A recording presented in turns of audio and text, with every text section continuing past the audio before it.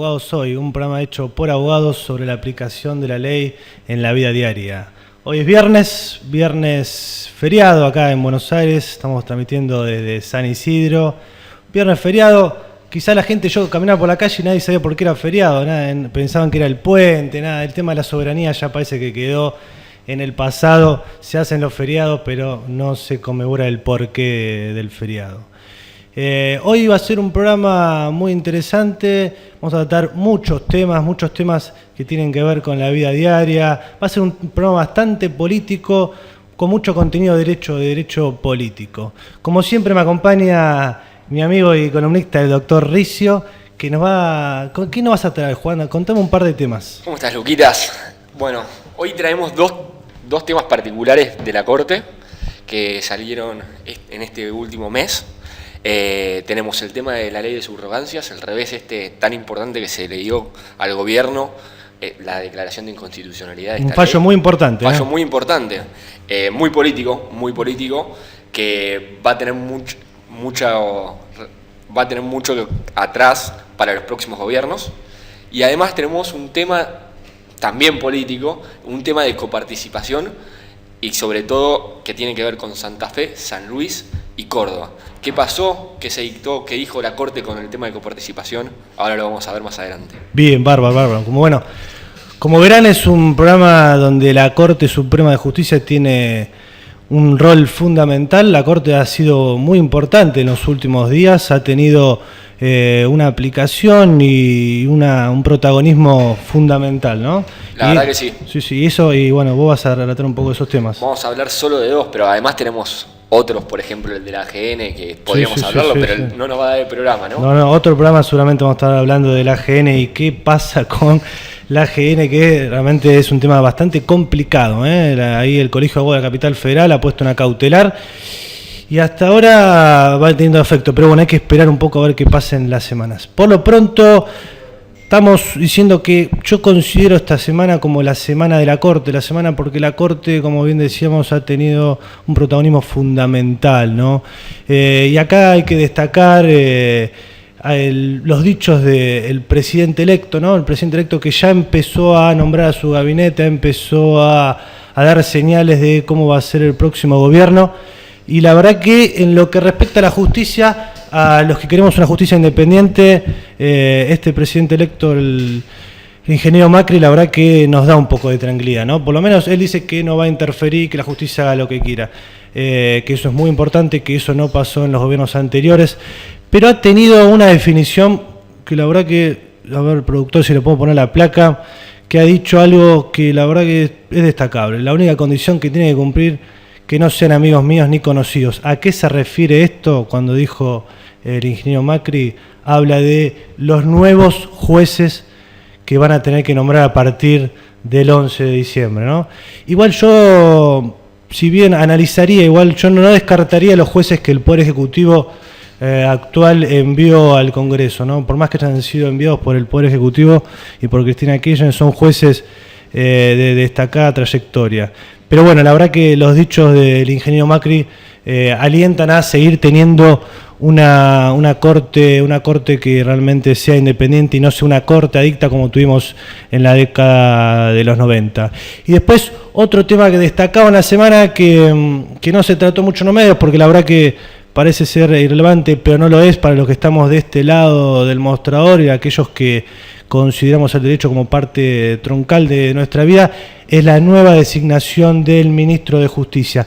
Un ministro de Justicia joven, un ministro de Justicia, como se diría, potente, con muchos estudios, un ministro de Justicia que, bueno, ahí estamos teniendo en vivo el currículum, 46 años, joven, de 2003 a 2007 fue juez de oposición, antecedentes en la Cava, fue fiscal hasta la fecha en la ciudad de Buenos Aires y después fue electo como suplente del Consejo de la Magistratura y bueno, no va a poder seguir ejerciendo ese cargo porque va a ser el próximo ministro de Justicia y la verdad que está bueno, yo por los amigos que lo conocen y los que han hablado con él y han analizado su trayectoria, que esta semana lo estuve consultando, todos hablan bien de él, así que esperemos que que sepa llevar esta cartera que es tan importante, este ministerio que es tan importante hacia realmente lo que se merece, ¿no? Terminar haciendo toda la reforma judicial, el traspaso a la justicia, que ya dijo que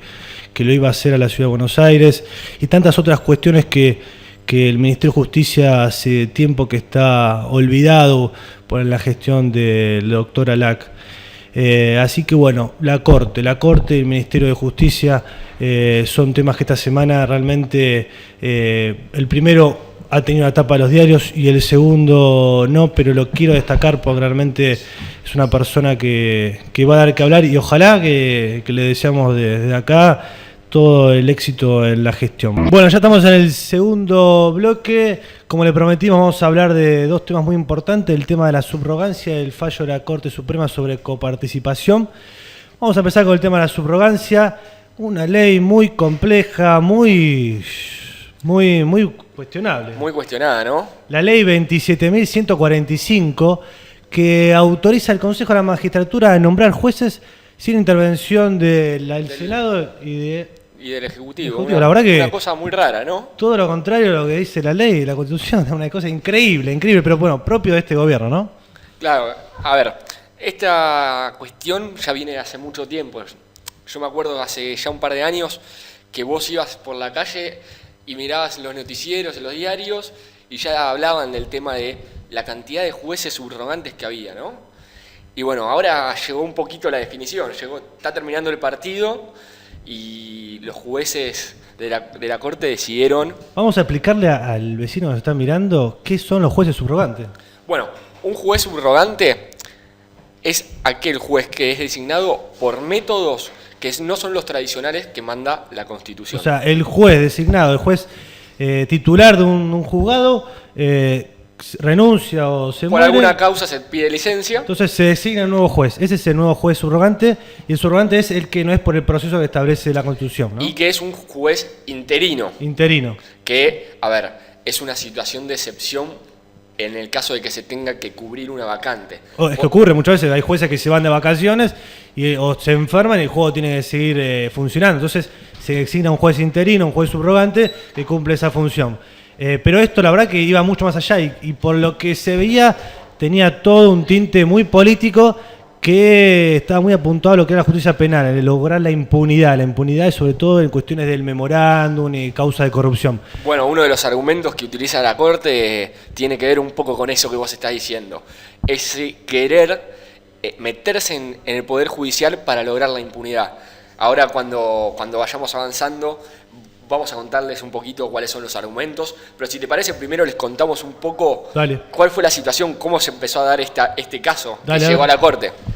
Bueno, hay un juez subrogante en un juzgado federal de La Plata de primera instancia, el juez Laurano Alberto Durán, un juez que por el fallecimiento del juez que estaba en ese momento en el tribunal en el juzgado, no un tribunal, llega como juez subrogante. Ahora, ¿qué es lo que pasa? Llega este Laurano, no era juez. A ver, en general vamos a contarle un poco a la gente que nos está escuchando que tiene que haber una lista de prelación en la cual los jueces que ya fueron nombrados por los mecanismos originales tienen que tener cierta primacía sobre el resto, ¿no? Porque ya fueron nombrados, ya la idoneidad ya estuvo demostrada en su momento. Ahora, este juez, Durán, accedió al cargo sin ser juez, siendo sí un funcionario de un juzgado, pero sin ser juez. Entonces, alguien levantó el punto y dijo, muchachos, acá hay algo que estamos haciendo mal. Y inició una demanda en primera instancia. En primera instancia se reclamó que la resolución 331 del 14 y la resolución 8 del 14 del Consejo de la Magistratura, que habilitaba al Consejo de la Magistratura a saltearse los mecanismos tradicionales, y además esta ley, la 27.145, las cuestionó. ¿Por qué? Porque consideraba que era inconstitucional. Estaban realizando todo un mecanismo paralelo en el cual no se respetaba ninguna garantía que establece la Constitución. Sí, no se establecía el procedimiento establecido por la Constitución y las leyes. Claro. Y ahora, en una segunda instancia, porque en la primera le dan la razón, en una segunda instancia le revocan. Y así es como llega a la Corte. Llega a la Corte y ahora el 4 de noviembre tuvimos la definición de qué fue lo que pasó, cómo terminó este partido, ¿no? Y ahora les vamos a contar un poquito cómo fue que terminó esto. Pero a ver. Recordemos a la gente que para ser juez se tienen que tener determinados requisitos, determinada experiencia, se tiene que haber un concurso, se rinden exámenes que son muy complicados, después se establece una terna, después se eleva al Ejecutivo, pasa por el Senado, es todo un procedimiento bastante complejo, y acá se evitaba todo ese complejo y se designaba a Pirulo, que iba a ocupar ese cargo, y esta ley habilitaba eso. O sea, esta ley saltaba por encima de todo y habilitaba eso. ¿Cuál es el principal cuestionamiento? Es que la normativa esta, la regulación que había establecido el Consejo de la Magistratura y el Congreso mediante esta ley, era una manera de saltearse los mecanismos. ¿Por qué? Porque rompía todo el orden que existía de la lista de conjueces que existe para los nombramientos en estos casos. Bien. Entonces, yo, Consejo de la Magistratura, podía agarrar y designar Durán, perfecto, me sirve, vamos a designarlo como juez subrogante. O sea, vos estás diciendo, Juan, que el Consejo veía que había una vacante en tal juzgado y decía, Durán, vos vas al juzgado tal, sin importar nada. Sin importar. Así, sencillo, ¿no? Listo. Sin concurso. ¿Vos sos amigo mío? Te necesito de juez en un juzgado por acá. Vos me decís que sí o que no. Ah, y me acuerdo que hubo jueces que eran abogados que nunca tuvieron carrera judicial también, ¿no? Exactamente. La verdad que fue una normativa bastante utilizada de mala manera. La verdad es que es un tema que se merece que se discuta, ¿no? Digamos, yo creo que los abogados están capacitados para ser jueces, pero bueno, es un tema que la Corporación Judicial todavía en ese momento lo rechaza, pero es un tema para hablar, Yo conozco muchos abogados que después, con mucha trayectoria, después fueron jueces y son grandes jueces ahora, ¿no? Pero este caso era muy distinto. Venía cualquiera que sepa derecho y el Consejo decía, vos sos juez acá. ¿Y qué dijo la Corte, Juan? Bueno, y el segundo argumento de la Corte, basándose como primer argumento que estábamos diciendo del dedo, que señala quién va a ser el próximo juez. El segundo argumento era que establecía una mayoría simple, o sea, una mayoría de los presentes en el Consejo de la Magistratura para nombrar a este juez. Recordamos, para aquella gente que no lo sabe, que para nombrar un juez titular, no un subrogante, se necesita 2/3 del Consejo de la Magistratura. Con lo cual, no solamente era dedo, sino que la mayoría que se solicitaba era inferior a la que se requiere para nombrar un juez. Recordemos titular. por qué el kirchnerismo hizo justamente esta reforma en esta ley. Porque nunca, en estos años, siempre se les complicó mucho tener la mayoría de los 2/3. Así con la mayoría simple sí les daba los números. Bueno, entonces, lo que fue diciendo la Corte en este fallo fue, ok, nosotros entendemos que en ciertos casos es necesaria una ley de subrogancia, porque es cierto, es necesario que establezcamos un sistema ante una vacante que no la podés llenar por los mecanismos tradicionales y estás urgido en llenarla, tenés que tener una alternativa que te facilite. ¿Cómo completarla? Bueno, ahora vamos a ver más adelante cómo la Corte dijo que tendría que ser esta ley, cómo podría ser. Entonces, para repasar, la Corte cuestiona dos cuestiones. El tema del dedo y el tema de la mayoría simple establece, que va en contra de lo que dice la ley de Consejo. ¿Y por qué lo cuestiona? Porque para la Corte se violan dos principios esenciales constitucionales que existen hoy por hoy, que es la independencia del Poder Judicial, porque justamente yo te nombro a vos, así a dedo, amigo mío, después para vos juzgarme a mí es más complicado, ¿no? Sí. Porque vos algo me debés, yo te puse ahí, y te puse porque sos amigo mío. Y como que la independencia del Poder Judicial se vería menoscabada con este procedimiento de esta forma. Entonces, por ese punto, la Corte entiende que se guiaría hacia el lado de inconstitucionalidad. No, la independencia es absoluta, ¿no? Y lo bueno es que también la Corte dice que es importante que haya una ley, pero que no es esta la ley, por eso. Exactamente. Sí, Juan. Y como segundo punto, se basa en el principio de juez natural. El principio de juez natural, ¿qué significa? Vos que sos un experto en derecho penal, sabés que, a ver, una de las garantías más importantes que existen es el juez natural. ¿Cuál sería la contraposición a un juez natural? Ser juzgado por una comisión especial para el caso. Que lo prohíbe la Constitución. Claro, que está prohibido por la Constitución. Exacto. Entonces, a ver, este nombramiento, que yo te nombre a vos juez en el Juzgado Federal número 1 de La Plata, con causas ya abiertas, me estás designando a dedo un juez. Claro, no. Me estás poniendo adentro de mi... Porque puede ser una causa sencilla en la cual no haya mucha vuelta que darle, pero puede ser una causa muy controvertida, como por ejemplo una causa de corrupción. Bueno, fue justamente la que estalló en los medios, es el juez que se había designado, que se pretende a designar por el tema del memorándum de Irán, que justamente se veía como que la jugada iba por ese lado.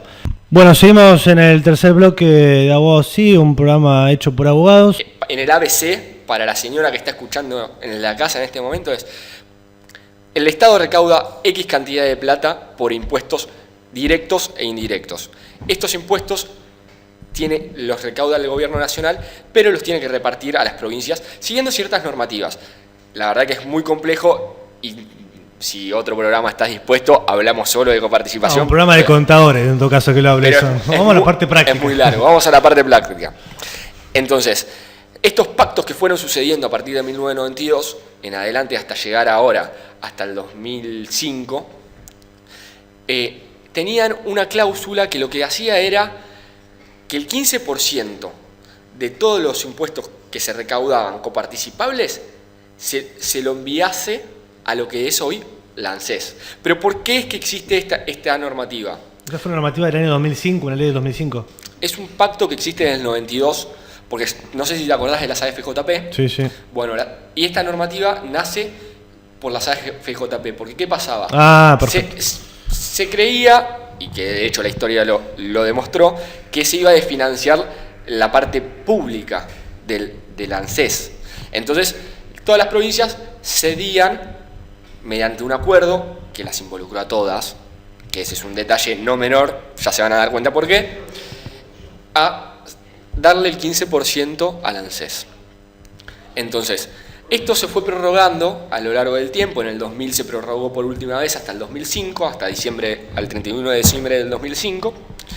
¿Y qué pasó? El gobierno nacional, cuando se dio cuenta que las provincias no le daban más el apoyo, que Córdoba, Santa Fe, San Luis, que son los tres fallos importantes que tenemos para hablar. Provincias rebeldes en ese caso. Provincias San Luis rebeldes. Rodríguez Sá, que siempre fue rebelde al gobierno nacional, Santa Fe con el socialismo, Córdoba con el peronismo de la Sota Schiaretti, siempre provincias que se le han parado a Cristina, ¿no?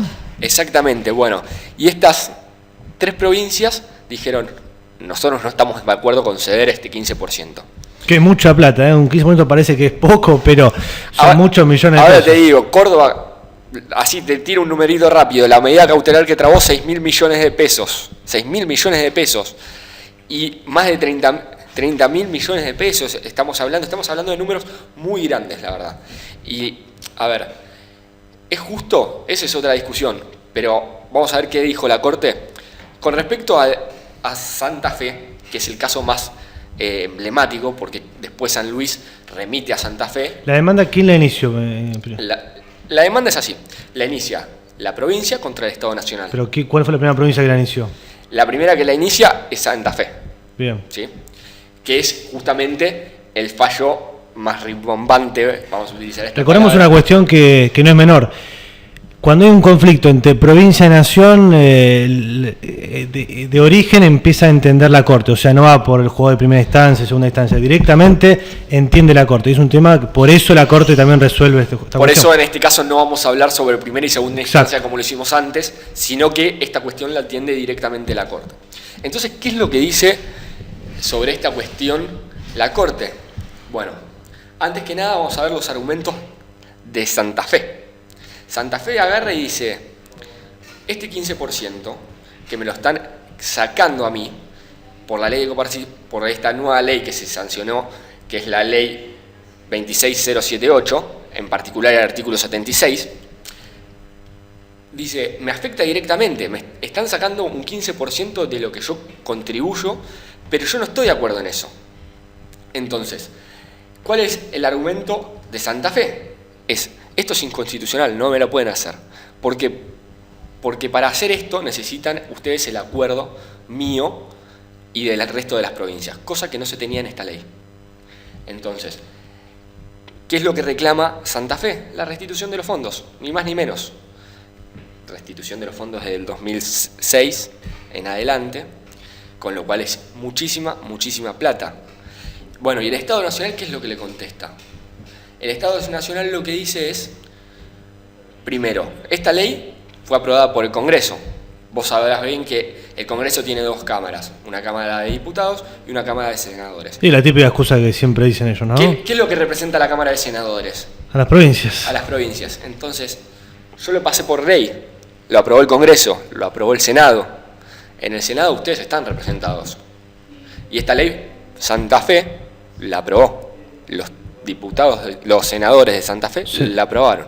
Ah, bueno, no es un tema menor ese, ¿no? No es un tema menor. O sea, me estás reclamando algo, pero que tus representantes lo aprobaron. Entonces, ese es el principal argumento del gobierno. ¿Y qué dijo la Corte para ir terminando con el tema para que la gente lo entienda en casa, ¿no? Bueno, ¿qué dijo la Corte puntual? ¿Por qué esto es inconstitucional? La Corte dijo que es inconstitucional en primera instancia porque para esto se necesita un acuerdo de las provincias. Y en este caso, este argumento semifalaz, semiverdadero, que las provincias tuvieron su representación en el Congreso, no satisface a la Corte. Entonces lo que dice es, acá no hubo acuerdo de las provincias. La verdad es que no lo hubo.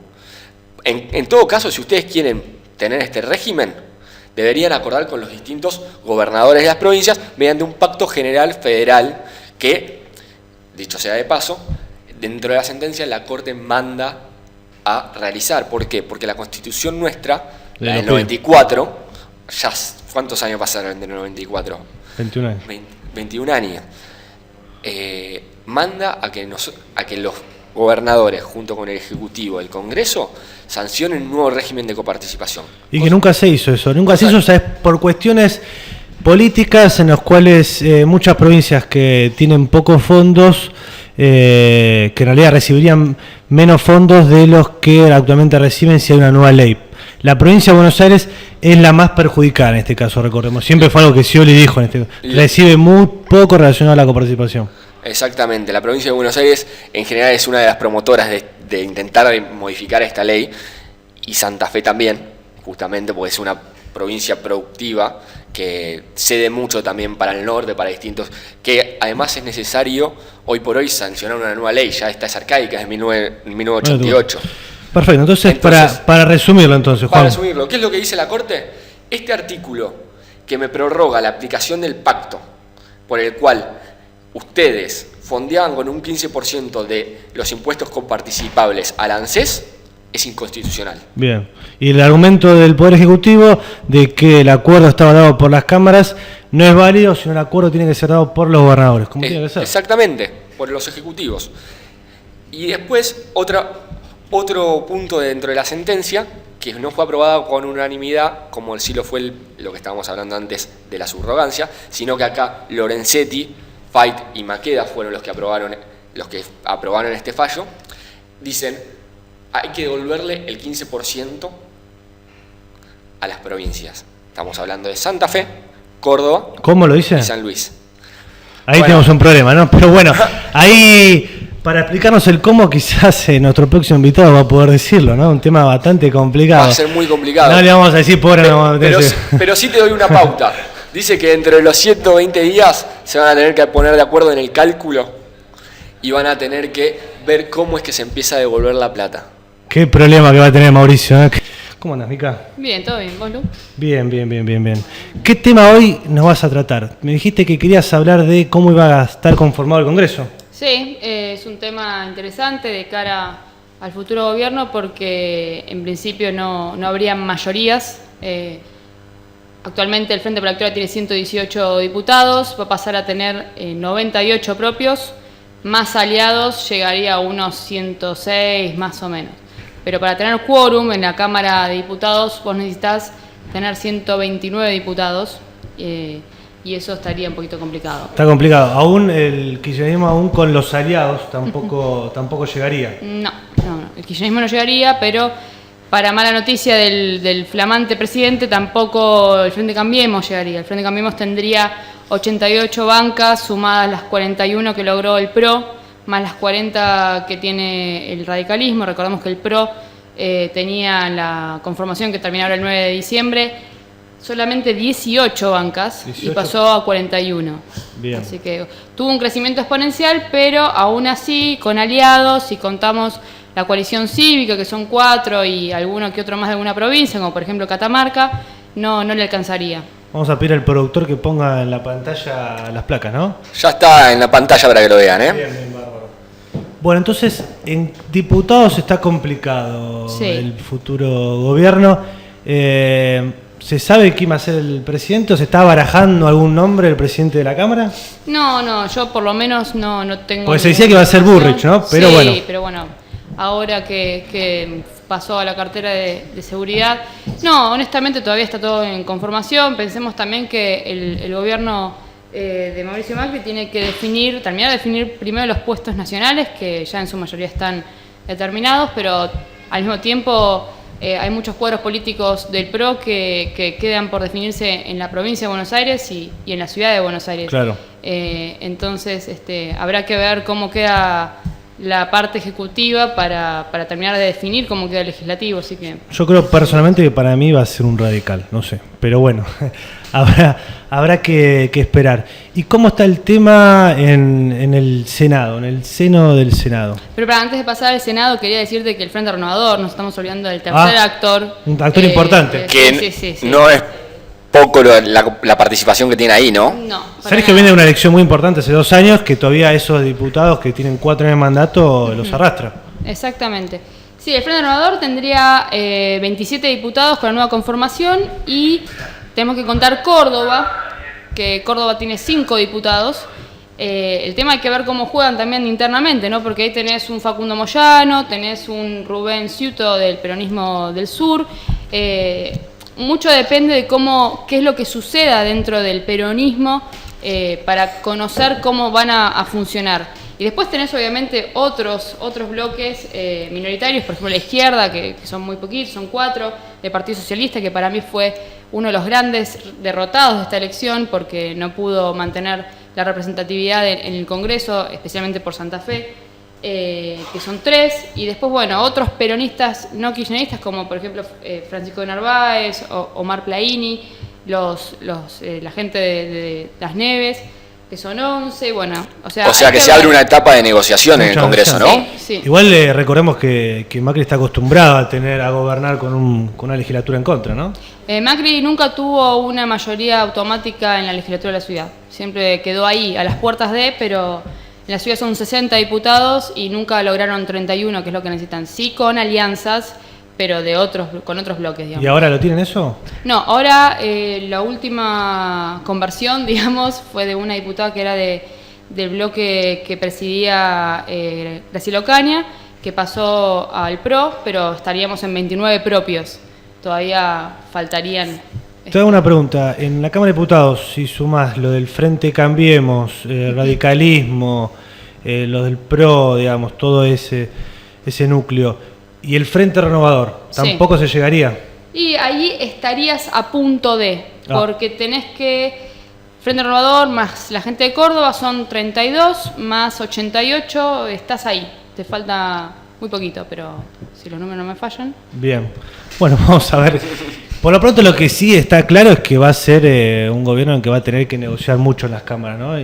Y va a ser difícil poder...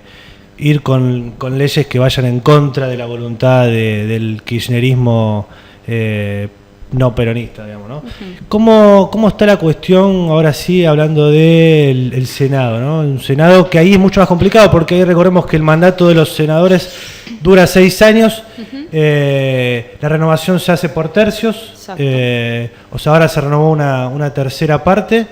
Y ahí siempre el Frente para la Victoria, salvo en la selección del 2009, siempre estuvo con mayoría. ¿Cómo queda eso, Micaela? Y a ver, se renovaban 24 bancas. Las provincias que renovaron en esta oportunidad fueron Catamarca, Córdoba, Corrientes, Chubut, La Pampa, Mendoza, Santa Fe y Tucumán. Nada, a ver, en realidad el Frente para la Victoria termina quedando con 40 senadores. Lo que pasa es que hay que ver también qué pasa dentro del Frente para la Victoria, porque hay muchos que entran por el Frente para la Victoria, pero con esta falta de liderazgo del peronismo hay que ver si siguen jugando de manera orgánica o no. Igual la distancia es bastante grande, ¿no? Sí, por supuesto, porque Cambiemos termina teniendo 16. Con el radicalismo. Con el radicalismo, o sea, sí. Está, 38 es el colmo, está lejos. Está lejos. Y ante esta falta de liderazgo, ¿vos cómo lo ves? ¿Qué va a pasar? ¿Cómo se van a dividir? ¿Cómo lo ves? Yo ¿Más creo fácil, que más difícil? Hay dos lógicas que pueden darse, son dos lógicas distintas entre sí, una en la Cámara de Diputados y otra en la Cámara de Senadores. En la Cámara de Diputados me parece que lo que va a primar, te podría decir, o espero, o podría suceder, es que se hagan acuerdos con diputados individualmente, con mini bloques, mientras que en la Cámara del Senado me parece que lo que le conviene al gobierno de Cambiemos va a ser justamente tratar de hacer un acuerdo con un sector del peronismo y de alguna forma alinearse con ese sector del peronismo, o sea, romper el peronismo dentro del Senado. Hay que ver si eso se puede hacer, ¿no? Porque mucho depende de cómo se dé el liderazgo dentro del peronismo, especialmente en el Senado, que tengamos en cuenta que hay que tener también muy claro esto, porque la provincia de Buenos Aires es la capital federal y algunas provincias del sur son como las más kirchneristas dentro del Frente para la Victoria. El resto del país es un peronismo clásico que entró a jugar dentro del Frente para la Victoria, pero por el devenir, digamos... Son peronistas, no kirchneristas, necesariamente. Entonces, al no tener un liderazgo del kirchnerismo propio, yo creo que va a jugar mucho ahí la importancia que tenga Urtubey, especialmente para las provincias del norte, Massa para el centro del país, y bueno... Sí, hay que ver si el kirchnerismo puede aplicar la disciplina partidaria y si... Yo igual creo que acá entra mucho en juego la habilidad del ingeniero en cuanto a la relación con los gobernadores, ¿no? Digamos, los gobernadores van a necesitar fondos y seguramente va a estar en la negociación el tema de, como decías vos, el diputado va a ser puntualmente con cada diputado y acá va a ser con los gobernadores. Y los gobernadores que vayan viendo que se le va cumpliendo y se le va dando lo que realmente se les corresponde, seguramente en aquellas cuestiones de interés general los diputados, los senadores van a prestar el quórum. Exacto. Así es un tema que lo te dijo Sanz en el debate al salir, que le dijeron: Sanz, usted va a ser un gobierno que no va a tener mayorías, ¿cómo van a gobernar? Y él deslizó algo que la verdad que fue raro, pero dijo: tendremos que alguna vez tirar un DNU, dijo. ¿Cómo es el tema del DNU? Y el tema del DNU en realidad... Que lo aplicó mucho el kirchnerismo para sacar a Redrado del Banco Central y tantas otras... ¿Qué es el DNU y bueno, cómo funciona eso? Y el DNU en realidad es un decreto de necesidad de urgencia, que es alguna facultad legislativa que tiene el presidente para poder hacer modificaciones a determinadas leyes. Obviamente no puede hacerse vía DNU reformas en lo que es materia electoral, materia penal o materia fiscal, pero sí en un montón de otros aspectos. Porque son materia del Congreso eso, ¿no? ¿Cómo es? El DNU, bueno, en la naturaleza del DNU, se incorporó con la reforma de la Constitución, estaba sentado en la idea de cuando haya algo excepcional, digamos que el Congreso no pueda reunirse ya, está la facultad del Ejecutivo a utilizar el DNU. Exacto. El kirchnerismo lo desvirtuó eso.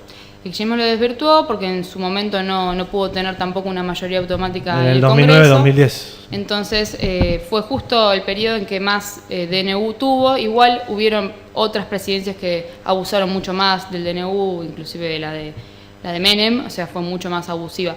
Pero en realidad en esta conformación del DNU hay que tener en cuenta que está la la comisión bicameral permanente de decreto de necesidad de urgencia y bueno, de otras facultades, que en realidad está conformada por representación de 8 diputados y 8 senadores, que tiene que ser exactamente representativa de lo que es en el Congreso. Esta comisión lo que hace básicamente es definir si el decreto de necesidad de urgencia es válido o inválido, y luego pasa a las cámaras para ser aprobado o rechazado. ¿Qué pasa? Cuando se reglamenta cómo funcionan los decretos de necesidad de urgencia en el si no recuerdo, 2005, 2006, fue 12 años después de la modificación de la Constitución, no se establece de manera clara que si una Cámara rechaza y la otra, o sea, no lo hace, o al revés en realidad, si la primera lo aprueba y la segunda lo rechaza, ¿qué sucede? Y otro tema en cuestión acá es que durante el proceso, digamos, desde el momento que el presidente saca el DNU, el jefe de gabinete lo tiene que informar a la comisión bicameral, y hasta que la comisión bicameral inclusive lo pone como válido y pasa al Congreso, todo ese lapso que dura esto, que estamos hablando de unos 20 días más o menos, el DNU es vigente. Entonces, ¿qué ha sucedido en la aplicación de los DNU históricamente, o por lo menos en su mayoría, que se han sacado durante el periodo extraordinario del Congreso, de manera tal que el Congreso no llegue a rechazarlo? Diciembre y enero, sí. Exactamente. ¿Qué Bueno, de hecho, lo de Regrado fue así. ¿Qué significa que sea vigente el DNU? No, que no, digamos, que respete lo que figura en la Constitución, que no sea un decreto que... O sea que todo lo que van a realizar se tiene que adecuar a ese DNU. Exacto. Como si fuese una norma plenamente válida. Exactamente. Esperemos que Macri no tenga que utilizar su primer DNU para echar a Vanoli, ¿no? Pero sí, esperemos que renuncie por su propia cuenta. Pero bueno, para ir terminando, me gustaría que hagas un balance, ya cuestión más político, de la campaña. ¿Cómo la viste? Que vos estuviste de adentro, estuviste analizándola, ¿cómo la viste y qué balance harías? Y bueno, a ver, la campaña, lo que hay que decir que fue un año electoral muy largo, que fue muy cambiante. Capital votaron 6 veces. Capital se votó 6 veces, en otras provincias se ha llegado a votar hasta 5 veces. Fue muy largo realmente. ¿Y qué le permitió esto a los competidores, digamos? Que cambiara mucho durante el año electoral. Y además otra cosa, yo creo que la diferencia entre la estrategia de Cambiemos y la estrategia por ahí del Frente para la Victoria, por mencionar a los dos competidores más importantes, es que Cambiemos entendió la lógica de las PASO. Cambiemos, y no solamente Cambiemos, Venían con práctica, ¿no? Venían con práctica de la Ciudad de Buenos Aires, es cierto, pero también hay que decir que la Ciudad de Buenos Aires por primera vez tuvo este año las primarias, digamos, que la aplicó inclusive, y eso le dio un entrenamiento. El kirchnerismo nunca hizo uso de las primarias a nivel ejecutivo nacional, y justamente no es casual que los partidos políticos que se beneficiaron de las PASO fueron el FIT, el UNA y Cambiemos. Que fueron los que la utilizaron. Fueron los que pudieron utilizar y que tuvieron esa imagen de como incógnita para que después le fue auspicioso, porque Massa mantiene más o menos la base que había tenido en las PASO, y después, bueno, obviamente no le alcanza para llegar al balotaje, pero yo creo que eso fue un principal diferencial. Y después otro diferencial de manera, digamos, práctica es que Cambiemos entendió la lógica de los nuevos medios, digamos, yo creo que el Frente para la Victoria se relajó demasiado en la estructura real de la política, se relajó demasiado en la caja y en el despliegue que tiene el peronismo a nivel nacional, y no supo ver que en realidad vos no podés hoy comunicar de manera general a todo el mundo. Y Scioli no se pudo despegar de sus mensajes que eran generalistas. En cambio, Macri, que si bien los mensajes eran bastante, digamos, atinados para la época, con el tema del cambio y demás, yo creo que pudieron leer cuál era la situación del contexto del país, pero aún así federalizó su comunicación. Él tuvo una estrategia muy federal, él fue a hacer cierres a las provincias, aplicó mucho de nuevas tecnologías, hizo mucho video streaming, usó mucho el tema de darle participación a la ciudadanía a través de las redes sociales, cosa que el kirchnerismo, obviamente apalancado porque tiene una estructura, digamos, clásica, no lo necesitó. Entonces, ¿qué hizo el Frente Cambiemos? El Frente Cambiemos lo que hizo fue, a través de las redes sociales, tratar de federalizar su comunicación, y el kirchnerismo al revés, a través de su estructura, digamos, federal, usó las redes sociales para comunicarlo. Te hago una consulta, ¿vos creés que las elecciones las ganó Mauricio o las perdió Daniel? No, yo creo que es una buena pregunta. ¿Qué pregunta, no? Yo creo si que... no fue resultado. Yo creo que Cambiemos usó inteligentemente los tiempos y los recursos. El Frente para la Victoria no pudo adaptarse, igual es entendible en un gobierno de 12 años porque el desgaste es natural. Y bueno, y no supo leer lo que la sociedad quería, que era un cambio. Yo creo que ni siquiera en la fórmula del Frente para la Victoria había un cambio. Lo que pasa es que también hay un problema de coherencia, y porque vos planteas continuidad con cambio y es como muy difícil de amalgamar ambos conceptos. Más si es una persona que estuvo desde el minuto 1, entonces... Igual estuvieron cerca, ¿eh? Así que bueno, Micaela, muchas gracias por acompañarnos. Por favor. Hasta la próxima. Muchas gracias. Entonces, ¿no? Bueno, Juan, gracias por todo, ha sido un programa muy interesante. Un placer, la verdad ¿Qué temas que tiraste, una no? compañía de lujo tuvimos. Sí. Siempre un La conductor vamos de a lujo. invitar- la vamos a invitar de vuelta. Yo creo que puede aportar mucho, así Por supuesto. es bienvenida que vuelva, ¿no? ¿Algún tema para la próxima semana, Juan? Y habría que preguntarle a la gente, ¿no? ¿Qué es lo que quiere que hablemos la semana que viene? Vamos a preguntar. ¿Vos qué tema querés? Vamos a ver qué dicen Algo las más tapas de los político. diarios. Vamos a ver. Vamos a ver qué dicen los diarios. Que van a estar interesantes, seguro ¿Con van a qué va a estar explotar la interesantes. semana que viene, no? Alguna bombita seguro tenemos. Así que bueno, muchas gracias a todos. Será hasta el viernes que viene a las 8 de la noche.